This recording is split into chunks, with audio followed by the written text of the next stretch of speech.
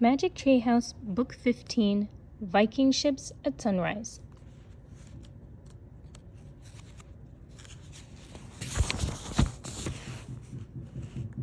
Prologue. One summer day in Frog Creek, Pennsylvania, a mysterious treehouse appeared in the woods. 8-year-old Jack and his 7-year-old sister Annie climbed into the treehouse. They found that it was filled with books. Jack and Annie soon discovered that the treehouse was magic. It could take them to the places in the books. All they had to do was point to a picture and wish to go there. Along the way, they discovered that the treehouse belonged to Morgan Le Fay. Morgan is a magical librarian from the time of King Arthur. She travels through time and space gathering books. In the Magic Treehouse books 8 through 12, Jack and Annie solved 4 ancient riddles and became master librarians. To help them in their future tasks, Morgan gave Jack and Annie secret library cards with the letters M.L. on them. As master librarians, Jack and Annie must go on 4 missions to save stories from ancient libraries. They have already brought back a scroll from an ancient Roman town and a bamboo book from ancient China. Now they are about to head out on their 3rd mission. Chapter 1. Before Dawn. Jack opened his eyes. A thin, gray light came through his window. His clock read 5 a.m. All was quiet. Today we're going to ancient Ireland, he thought. Back more than 1,000 years. Morgan Le Fay had told him that it was a very dangerous time, with Viking raiding the coasts. "You awake?" came a whisper. Annie stood in his doorway. She was dressed and ready to go. "Yeah, meet you outside," Jack said as he climbed out of bed. He pulled on his jeans, t-shirt, and sneakers. He put his secret library card into his backpack and his notebook and pencil. Then he hurried downstairs. Annie was waiting for him in their yard. The air was damp and misty. "Ready?" she asked. Jack took a deep breath. "I guess," he said. He was a little worried about the Vikings. They walked silently over the dewy grass. Then they ran up their street and into the Frog Creek woods. Mist clung to the trees as they walked through the dark woods. "It's hard to see," said Jack. "Where's the treehouse?" asked Annie. "I have no idea," said Jack. Just then, something fell in front of them. "Watch out!" shouted Jack. He covered his head. "The ladder!" cried Annie. Jack opened his eyes. A rope ladder from the magic treehouse dangled in front of them. Jack looked up. The treehouse was hidden in the mist. "Come on, let's go," said Annie. She grabbed the ladder and started up. Jack followed. They climbed through the wet air and into the treehouse. "Hello," said Morgan.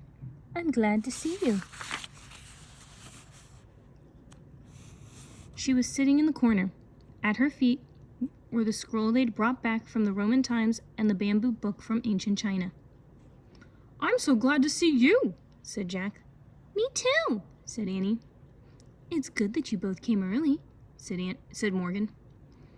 She reached into the folds of her robe and pulled out a piece of paper. "Here's the ancient story you must find today," she said. Morgan handed the paper to Jack. On it were the words Serpens Magna. The mysterious writing reminded Jack of the writing from their trip to the Roman town of Pompeii. "That looks Latin," he said. "Very good," said Morgan. "It is Latin." "But I thought they spoke Latin in ancient Rome," said Annie. "Aren't we going to Ireland?" "You are," said Morgan. "But during the Dark Ages in Europe, educated people wrote in Latin." "The Dark Ages?" said Jack. "Yes," said Morgan. "The time after the fall of the Roman Empire." "Why is it called dark?" said Jack. "It was a difficult time," said Morgan.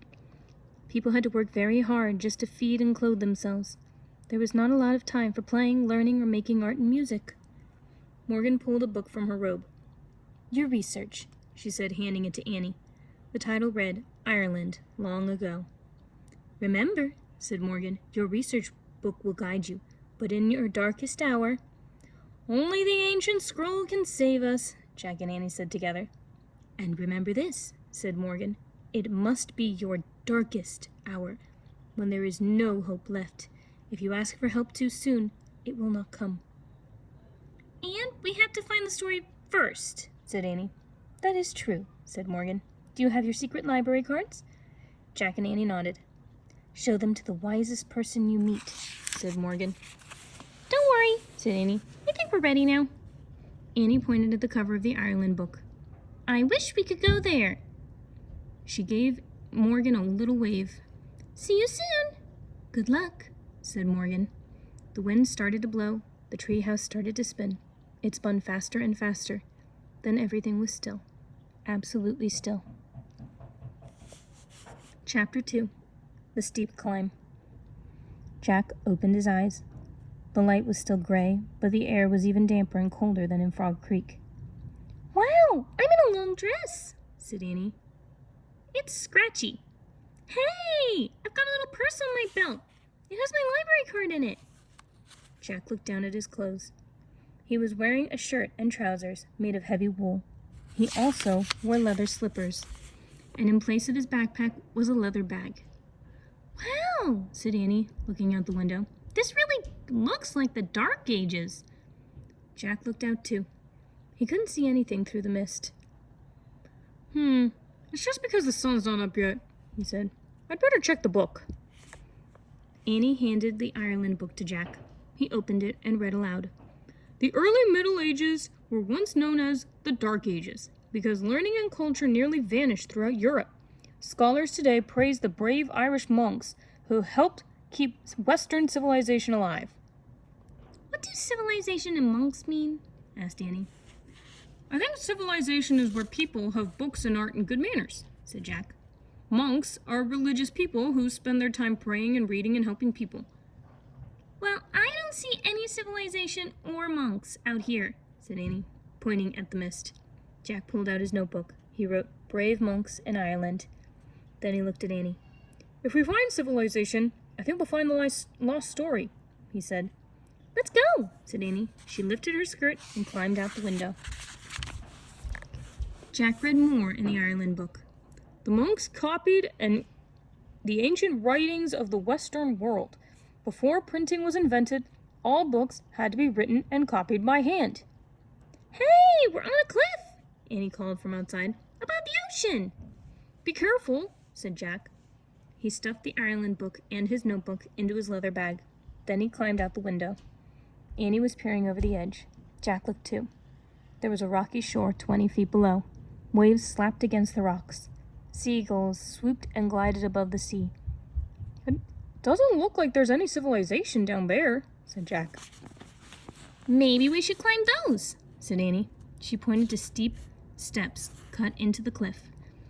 Jack looked up. The cliff also rose above them in the mist. "We better wait till the sun comes up," he said. "Let's just go super slow," said Annie. She started up the stone steps.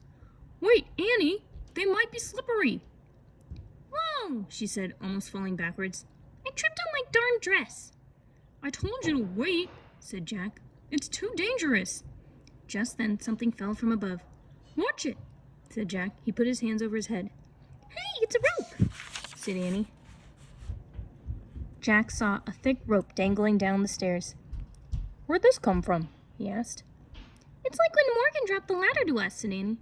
"I bet someone's trying to help us." "Yeah, but who?" said Jack. "Let's find out," said Annie. She grabbed the rope.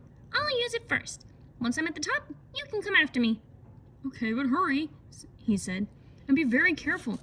Jack waited as Annie climbed up the steps. Annie held onto the rope as she climbed slowly up the stairs. Soon she vanished over the top of the cliff. "What's up there?" Jack shouted. But his voice was lost in the sound of the waves. He grabbed the rope and started up the steep steps. At the top of the cliff, he pulled himself over the edge. "Aha!" boomed a deep, jolly voice. "It's another little invader!"